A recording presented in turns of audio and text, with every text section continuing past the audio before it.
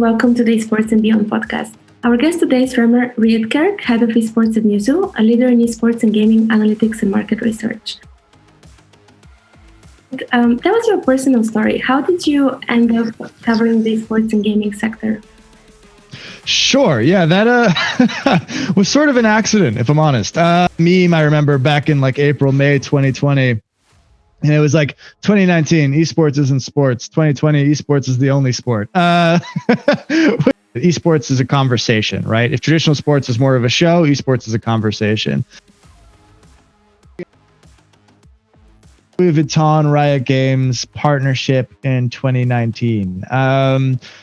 Because now you're talking about a high fashion brand partnering with an esports event. And not only are they doing it in, we'll make your jersey, but it was a complex integration. You had not only the trophy case, which Louis Vuitton has done for other companies, but you had IP integrations, right? So there was a League of Legends themed Louis Vuitton clothing line that actually sold out pretty quickly. I think sales were probably predominantly driven in East Asia, but nonetheless, you had skins, so like cosmetics in game designed by Louis Vuitton. You had like a music video created by characters wearing Louis Vuitton. It's like a whole thing, right? So the intellectual property of both companies integrated. It was complex. It was sophisticated. It showed a depth of understanding in the space.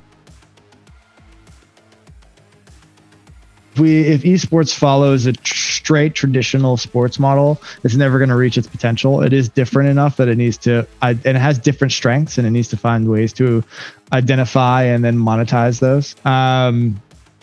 Before they even play Minecraft, right? Because it's just, I don't know, it has this appeal to children. I mean, I still think it's pretty cool as an adult, but it has this appeal to children. Maybe that reflects poorly on me. No. So it's is kind of at a very fundamentals level going to drive the industry forward for the next 20 years, because you're going to continue to have a larger and larger percentage of people watching esports. Challenges.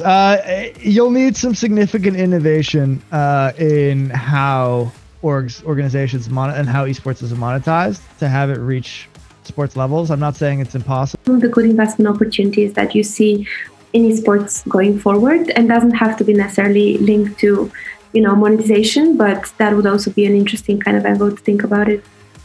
There are definitely interesting plays. I mean, we've seen a lot of investment interest in sort of this competition platforms of people with pie in the sky ideas that have no real like applicability, or don't really get the space, or have dreams but no function.